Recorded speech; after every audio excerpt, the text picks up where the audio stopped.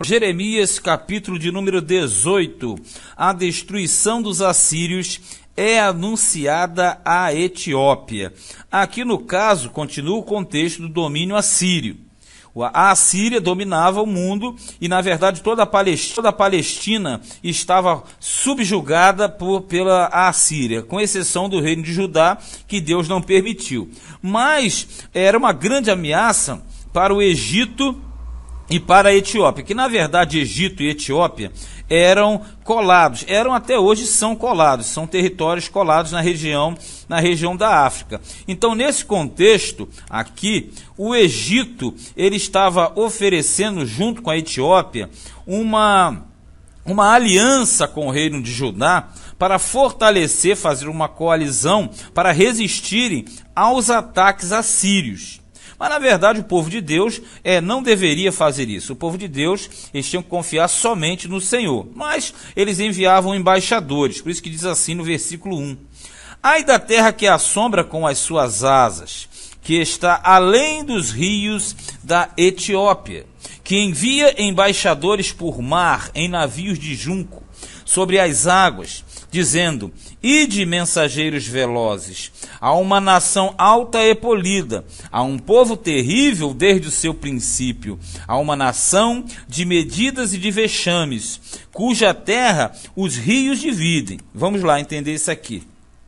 A Assíria dominava o mundo, e o Egito e a Etiópia temiam, na verdade, esta invasão. Nesse período aqui, houve uma dinastia de faraós no Egito que eram ligadas à genealogia, ou seja, à linhagem dos etíopes. Isso aconteceu mais ou menos em 714, 687 a.C. Isso coincide aproximadamente com o reino do rei Ezequias em Judá. Então, os etíopes, que na verdade também era o Egito, eles enviavam mensageiros para fazerem o quê? Um acordo, uma aliança com o Judá, para justamente resistirem. Aqui no versículo 1, quando fala assim, povo, terra que assombra com as suas asas, essas asas aqui tem várias teorias a respeito dessas asas. Essas asas poderiam ser alusão às suas grandes embarcações com as suas velas, duas velas, aquelas embarcações grandes, né, antigas, porque eles tinham embarcações baseadas em duas velas, então seria uma visão de asas. Já outros estudiosos já entendem que a questão das asas seria uma alusão aos insetos, ao zumbido dos insetos, que é muito comum nas regiões do Rio Nilo, porque o Rio Nilo, na verdade, era a principal rota marítima, ali no caso, entre o Egito e a Etiópia, através do Nilo, eram realizados os comércios marítimos. Então, essa referência a asas, você entenda que seja uma referência às duas velas, no caso das embarcações, que eram chamadas de embarcações aladas, né? Barcos alados, ou também a esta questão do sentido de serem os insetos naquela região, mas fica mais provável ser uma alusão às embarcações. Então, os rios da Etiópia, na verdade, faz alusão a esse povo que enviava embaixadores, por isso que ele fala no 2, que envia embaixadores por mar, em navios de junco. O navio de junco era muito usado. O junco era justamente os talos de papiro, aquele mesmo papiro que era feito as escrituras, né? No caso, os modelos de escritura da época, você tem o pergaminho, você tem o papiro. O pergaminho é de pele de ovelha, de animal, de carneiro já é mais para frente. Mas o papiro já é mais antigo. Então, essa referência aos navios de junco é uma alusão justamente às embarcações que eram feitas de talos de papiro e calafetadas com betume, porque o betume era usado como argamassa, tanto é que lá na Arca de Noé, o betume também foi usado. E aqui ele diz que envia embaixadores por mar em navios de junco, sobre as águas, porque eles mandavam os mensageiros através desses barcos desses navios, que no caso de 2 velas, para fazerem negociação com as outras nações para resistirem à Assíria.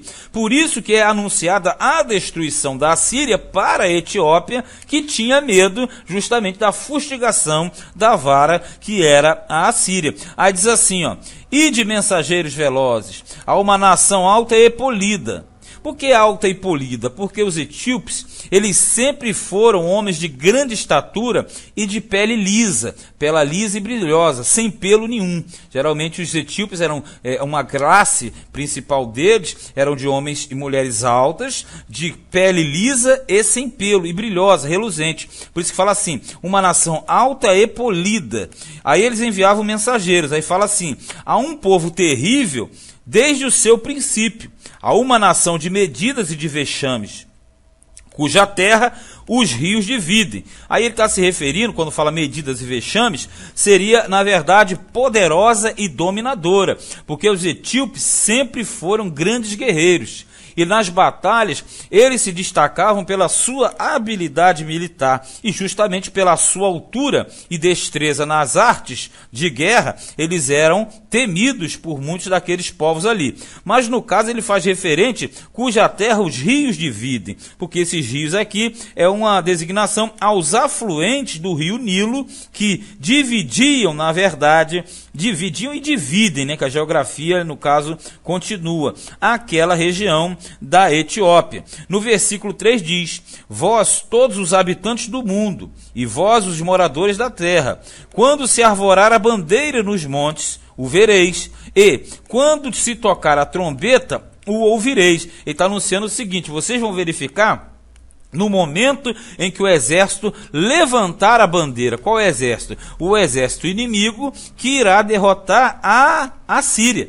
Então está dizendo, vocês vão ver, quando vocês ouvirem o tocar da buzina, vocês saberão que a Assíria estará sendo derrotada. Olha no 4, porque assim me disse o Senhor, estarei quieto, olhando desde a minha morada, como o ardor do sol resplandecente, quer dizer, quando o sol está bem aquecido, muito claro.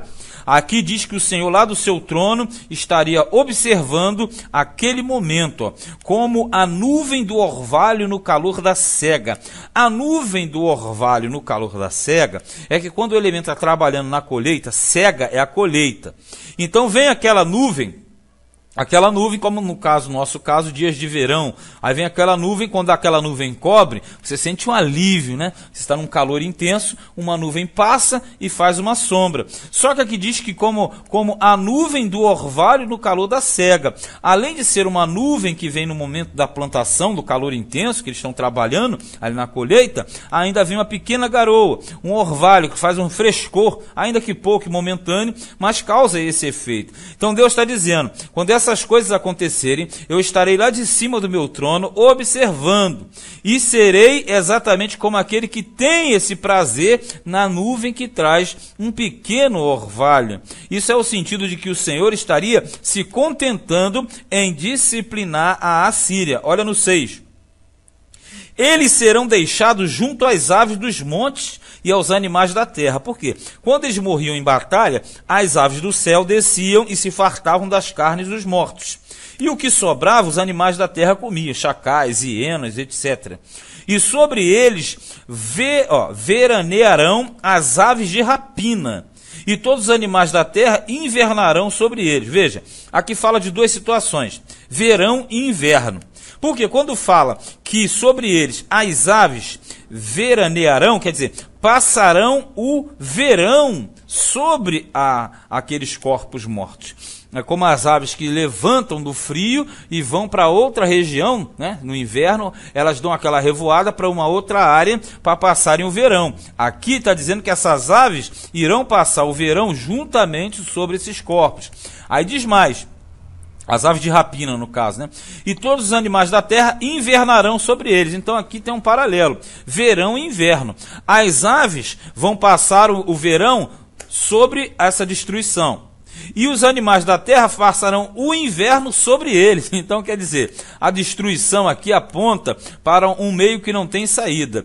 Ou no verão ou no inverno, as aves e os animais hão de se fartar com os corpos daqueles que serão mortos. 7 diz: naquele tempo trará um presente ao Senhor dos Exércitos, um povo alto e polido, e um povo terrível desde o seu princípio. Está se referindo à Etiópia, porque através da destruição da Assíria, a Etiópia, aqui no caso, passa a adorar o Senhor. Veja bem o que eu vou ler aqui, ó.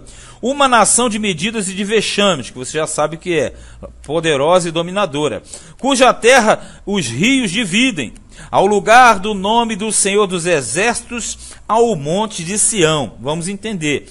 Essa palavra ainda não se cumpriu, porque essa palavra só se cumprirá no milênio. Vê se você entende. Esse versículo 7 é uma alusão às nações do milênio, porque durante o milênio, todos os participantes do mundo, as nações do mundo, terão que adorar a Deus, que na verdade é Jesus, em Sião, que é Jerusalém. Porque após Jesus voltar, na verdade Jesus já estabeleceu o milênio, serão 1000 anos de paz na terra. Então essa alusão aos etíopes, povo alto polido, de medidas e vexames, que você já sabe o que é, dizendo que eles trarão presentes ao Senhor. Presentes aqui são dádivas, são oferendas. É o reconhecimento dos etíopes em relação ao Senhor. Mas preste atenção, isso aqui nunca aconteceu. Os etíopes nunca serviram a Deus, mas eles vão de servir aonde? Quando você chegar no milênio. Se você trabalha nessa linha aplicativa, você vai entender o quê? Você vai entender que, a princípio, o capítulo 18 fala do anúncio da destruição do exército assírio, perfeito? Em relação ao Senhor, uma grande devastação. Mas se nós levarmos isso para o tempo futuro, o anúncio da destruição do exército da Assíria, ele coincide com o anúncio da destruição do exército do anticristo. E será da mesma forma, porque aqui a Assíria opressora vai simbolizar o anticristo na grande tribulação. Mas com a volta de Cristo, eles serão aniquilados. E nesse contexto, Deus aniquilaria o poder da Síria, e automaticamente, após a volta de Cristo e a batalha do Armagedon, será inaugurada o quê? O milênio, e com o milênio, as nações do mundo terão que adorar o Senhor. Então, por isso que aqui você trabalha no sentido de uma invasão, naquela época, mais à frente, mas também uma invasão que há de acontecer. E aqui diz que os etíopes se converterão ao Senhor. Só que tem outras coisas a falar, entraria em escatologia, que não é o caso aqui. Mas esse foi Isaías, capítulo de número 18.